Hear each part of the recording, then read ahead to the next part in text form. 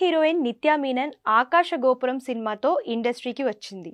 ఇక తెలుగులో హీరో నానితో అలా మొదలైంది చిత్రంలో హీరోయిన్గా నటించి మెప్పించింది.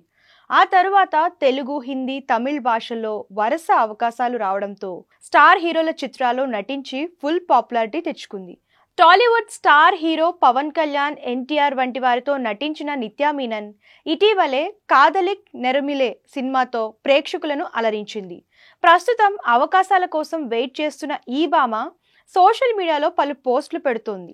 ఈ నేపథ్యంలో తాజాగా నిత్యా మీనన్ ఇన్స్టాగ్రామ్ ద్వారా కొన్ని ఫోటోలు షేర్ చేసింది. ఇందులో పలు చోట్ల సెల్ఫీలు తీసుకున్న ఆమె నగ్నంగా ఉన్న ఇద్దరు అమ్మాయిలు, అబ్బాయి లిప్ లాక్ ఇచ్చుకుంటున్న బ్యాక్గ్రౌండ్లోనూ ఫోటోలు తీసుకోవడం గమనార్హం.